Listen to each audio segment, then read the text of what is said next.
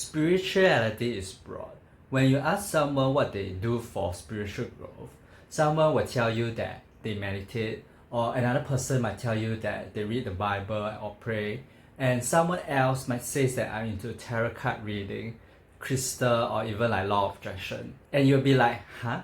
There are so many different types of spiritual path, and it can be really confusing for someone who is a beginner. In this video, I have broken down spirituality into 7 main types. These categorizations are by no means definitive and all-encompassing, but it will be great for someone who is just starting their spiritual journey to see what resonates with them and what's suitable for them. And by the end of this video, I'll share how you can go about choosing your own spiritual path. So let's begin. Number 1. Traditional spirituality. Traditional spirituality is based on established religious tradition. You can call it religious spirituality too. I don't use the word religion because some of us may not see Buddhism and Taoism as religion, and certain aspects of the religion might fall under other categories too. So I chose the word traditional instead. Traditional spirituality is a type of spirituality that has many thousand years of history. What defines this category is rituals and traditions that are passed down from generation to generation. This is suitable for spiritual seekers who prefers to have a fixed set of rules and practices that are defined for them. It is also great for people who prefer to practice spirituality in a community setting. Some of the practices include praying, worship, reading religious texts. For most of us, our first exposure to spirituality is through religion. This is a common starting point for most people, even though we might not know what we are practicing. Like for me, I'm a Buddhist. This is the religion given to me at birth by my parents, but they sent me to a Christian and then a Catholic school. And then what I was taught to practice at home is more like a Taoist practice. So I'm like a complete religious mess, and I don't resonate with any of this religion. To me, religion is not the same as spirituality. Religion can lead to spiritual growth, but not always. Spirituality is much broader and more personal than a religion can provide. But this doesn't mean that there isn't any value in traditional spirituality. The key to this spiritual path is to go deeper and understand the true essence of your religion. Knowing the purpose of your practice will help you connect deeper with spirituality. The problem doesn't lie with rituals and practices, right? Like in my family, we pray to our ancestor every day. It's such a beautiful thing to set aside a time to connect with your deceased loved one and connect with the spiritual sides of things. But if you are like, I need to perform this ritual at exactly 7 a.m. each day, I cannot miss a day, or you're focused too much on the details, like I have to place this thing in a certain way, then you kind of lose the big picture perspective and the essence of the practice. Or if you tell someone, like your kids, that you have to do this, don't ask me why, just do it, then it will be more like an obligation and it's not very spiritual. I think for traditional spirituality, even though you want to follow the rules and the rituals, you still want to have some kind of openness to what you are doing and not just follow blindly everything that you're told to do. Number 2, metaphysical spirituality. Meta means beyond, and metaphysical spirituality means the type of spirituality that goes beyond the physical. This type of spirituality is about connecting deeper with the higher power within ourselves. It's about the universal energy and the source. It's about seeing beyond what our 5 senses can perceive, and it's about being in touch with our intuition, our sixth sense. People who are into this type of spirituality are interested in the law of attraction, tarot card reading, astrology, crystal healing, feng shui, energy healing. To those who don't trust their intuition or are not connected with it, this type of spirituality will seem very mystical and woo-woo. They are skeptical, they want the science and facts behind the practices. Out of all the types, I find metaphysical spirituality the most fun. You need to have a sense of humor, fun, openness, and curiosity. If you are too serious and analytical, or you're stuck in the right and wrong of things, then this spirituality type is not suitable for you. because you won't be able to connect with your intuition and you will not get it. The key to this spiritual path is not to focus on right or wrong, or whether it's true or false. Let's say I do a tarot card reading. It suggests that there might be some kind of danger ahead. You don't go like, oh, this is true, I'm just going to protect myself, stay at home and not go anywhere. Or like, this is fake, I'm not going to believe it. Instead, you will be like, interesting. Let me tap into my intuition and see if it resonates with my spirit or not. If yes, I'll go another direction, or I'll just go about the day being more aware of the surrounding and adjust when it's needed. There's no need to hide from the danger or dismiss the reading. This type of spirituality makes life easier and effortless. You receive insight and perspective that our analytical mind cannot see. You're called to a new direction that you did not plan for. People who are great in metaphysical spirituality always seems lucky. They always seem to manifest what they want. They suddenly recover from their chronic illness. But are they lucky, or do they know something that you don't know? Number 3, Humanistic Spirituality. Humanistic Spirituality focuses on the individual's psychology and emotional development. It's suitable for those who are interested in exploring their inner self more deeply. It's for those who love personal growth and self-reflection.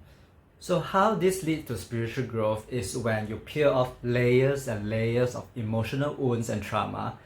It feels like you're peeling off an onion. You get deeper to who you truly are and you uncover your most authentic self. Example of practices for this spiritual path are mindfulness, journaling, self-care activity, gratitude practices, inner child work, shadow work, and counseling. Some of you might not feel comfortable with this type of spirituality because you will uncover something about yourself that you don't want to see. It could be the mistake you made in the past that you are still feeling guilty about. It could be a sense of shame you have felt since you were a kid. Some of us are forced to look into this spiritual path because we are stuck in our spiritual journey. After spiritual awakening, the emotional wounds that you have been putting aside surface. Humanistic spirituality is the missing piece. It's the difference between someone who has spiritually bypassed and someone who integrates spirituality into their human life. The problem with this spiritual path is that for some of us, we go so deep into our emotional wound that we don't know how to get out. Endless introspection can lead to depression or anxiety. If we don't have a clear spiritual perspective in our situation, we might get stuck in our problem. The key is to go deep enough so that you acknowledge what's blocking you, but not so deep that your emotion consumes you. It's about the practice of equanimity, having this calmness despite any difficult situation or intense emotion, and knowing that a lot of these emotional wounds are created by the ego, which is not our most authentic self, and there is a higher spiritual perspective that we can tap into when we perceive these situations. Number 4, Philosophical Spirituality. Philosophical spirituality is about looking at ideas of ancient philosophers and thinking deeply about life, reality, truth, and purpose. It's about thinking critically, questioning assumptions, and developing our own personal philosophy of life. So one of the biggest examples of philosophical spirituality is when we ask the question of who am I? And I'm the thoughts in my mind, am I this body? But when somebody is dead, their body is still there, but they are not there anymore. So am I really this body? And if I'm not the mind or the body, then who am I? Like in my case, when I was spiritually awakened, I was like, there's a part of me that wants to die, but there's also a part of me who wants to live. So which one is the real me? Philosophical spirituality is suitable for people who love to explore ideas with others. They like to study spirituality in depth and talk to others to learn more. They have a thirst for knowledge and a strong desire for truth of things. By using questions, they discover new understanding about life, and that brings them new profound insights. If you are a critical thinker and you are skeptical about the other types of spirituality, you will be interested in this spiritual path. However, the problem with this type of spirituality is you have a tendency to go down the rabbit hole. You're leading more with the mind instead of the spirit. You're so focused on getting the truth that you lock yourself in an analytical loop. And things, instead of becoming more vibrant and alive, things become dead, dry, and uninspiring. Then life feels very meaningless. Even though questioning your life is good, the vibration of question isn't the same as vibration of the answer. Having a lot of questions doesn't necessarily mean that you have the answers to your questions. So it's very important for people practicing this spirituality to talk to others and get a wider view and perspective about things, or to listen to spiritual teachers talk about their perspective and not just stay in your room and ponder about things. Number 5, body-based spirituality. Body-based spirituality is about using our physical body as a gateway to spiritual connection. It's about the connection of the mind, body, and spirit. This type of spirituality has been increasingly popular. You will find a lot of videos on YouTube teaching yoga, mindfulness, meditation, breathwork, tai chi, qigong, and other forms of physical movement. Body-based spirituality is suitable for people who prefer physical activity and want a more active approach to spirituality. It's also suitable for people who need more grounding and stability in their life. Sometimes when we think of spirituality, we think of transcendence and awakening. We think that we transcend from the physical body and up to the universal energy. But actually, spirituality works in two directions. It doesn't only goes up, it also goes down. The more you fill your body up with your spirit, the more present you are, the more grounded you are in the present moment, and you can have a very deep spiritual connection. However, similar to traditional spirituality, the practice we do don't always lead to spiritual connection. If you are too preoccupied with perfecting your posture and movement, like am I breathing correctly, is this the correct way to do this, or am I doing it wrong, then you are in a more self-conscious state, you are in a more analytical state, and you may miss the big picture, which is to connect with the spiritual realm. What you do is more like an exercise than a spiritual practice. Number 6, Indigenous Spirituality. Indigenous spirituality is based on custom and belief of indigenous people around the world. It's about learning and respecting ancestral tradition and practices. Some example will be shamanism and the use of plant medicines such as ayahuasca, smudging, which is the cleaning out of the energy in a physical space, object, and person. There are also a lot of prayers, rituals, and ceremonies. Other than the indigenous backgrounds, what sets this apart from traditional spirituality is their strong focus on having a connection with nature and understanding how everything is connected. So you can call this nature-based spirituality or earth-based spirituality too. Any practice that involves using nature to help you connect deeply with your spirit, I'll put it under this category. So even if you don't follow the indigenous tradition and you just go for a hike in nature as a way to connect with your spiritual self, I will consider it as part of this category too.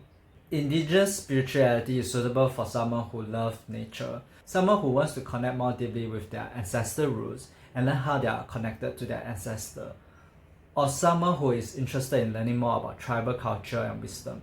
To get the most out of this spiritual path is to be living with the indigenous community, but if you are living in a city like me, there are some geographical or cultural barriers. Finding authentic teachers with the indigenous community is important. Among all the types, I feel that this path needs the most guidance from a mentor or a teacher. If you do it on your own and you just anyhow use plant medicine to get the spiritual experience, it might cause physical harm to yourself, so it's not recommended. Number 7, Spiritualism. Spiritualism focuses on connecting with the spiritual world. You can do this through mediumship or other forms of communication. It's about understanding the mystery of life, death, and the afterlife. It's about gaining guidance and wisdom in life by talking with your spirit guides. For people who think that metaphysical spirituality is woo-woo, then this type of spirituality will be like, whoa! Some people are gifted in this area. They have been very sensitive to the spiritual world since they were a kid. They started receiving messages from the spiritual world very early in life. And if they have the support of their family, they can really blossom and become great mediums. Some of us are only ready for this type of spirituality later in life. Like for me, spiritualism is only something that I gravitate to recently. Like most other, I was very skeptical about the supernatural initially. And even though I have been very sensitive to energy since young, it's only after I have spiritually awakened and when I let go of the tight grip from my analytical mind that I become more open to this type of spirituality. And the message I receive become much clearer because I'm not blocking it. Some of the practices include channeling, spirit communication, seance, automatic writing, psychic readings, mediumship, and dream interpretation. It's suitable for people who are interested in the afterlife and want to be a medium or psychic. But even if you don't want to be a medium or psychic, communicating with your spirit guide can offer you a lot of guidance in life. The challenge for this type is that it's not easy to discern what you are receiving is truly from a spirit guide or the spirit world, or are you just making it out with your imagination? It could be your ego telling you what to do, so it takes a lot of practice. Now that you know about the 7 different paths, how do you choose the best path for you? First, choose the path that resonates with you the most. If you hear me talking about type and you go like, what the hell is he talking about? Is he nuts? Then don't go for that. For example, when I talk about traditional spirituality and you're like, spirituality is not about following rules, or when I talk about metaphysical and spiritualism and you're like, it's too ooh for me, I just can't grab my mind around it, then that isn't the right path for you. You have certain belief that blocks you from this spiritual path, so you have to choose something else. A lot of time what we gravitate to is based on personality. So for example, I'm more intuitive. I don't like to follow tradition. So I'm more attracted to metaphysical spirituality than traditional spirituality. And that's okay. There is no one right path for spiritual growth. Then as you practice and become more familiar with one type of spirituality, start exploring the other types too. You see, when you're too focused on one spiritual type, you end up getting stuck in the set of belief system that the type promotes. Your ego starts to create a spiritual identity around that type of spirituality, and you don't want that. As mentioned in the beginning of the video, spirituality is broad. It's much broader than just one type of spirituality can provide. Exposing yourself to other spiritual types will help you to open up to a wider perspective of spirituality. You might also find that different types of spirituality contradict each other. One tells you to go into your body, another tells you to go out of the body. One tells you to heal your emotional wounds, another tells you to distract yourself from your emotional wounds. One tells you that the power is within you, another tells you to ask spiritual guide for help. So what do? You kind of have to merge the various viewpoints. This is super irritating and confusing for the egoic mind because you just want a fixed set of belief system so they can create a story and an identity around it and hold on to it while discarding all the other information. But this is super rewarding for your spiritual growth. Exploring various types of spirituality will help you develop a more balanced and holistic viewpoint. Furthermore, all 7 types of spirituality, no matter how different they might seem, they are also interconnected. You might find a certain practice that is used in more than one type of spirituality. For example, meditation. Traditional spirituality teaches meditation. Metaphysical spirituality uses visualization as part of their meditation. Body-based meditation is more about focusing on the breath. Even spiritualism uses meditation to clear and quiet the space within them so that they can better receive the messages from the spiritual world. The purpose of meditating for all these types might be different, but what they all do is to help you connect with a spiritual aspect of your life.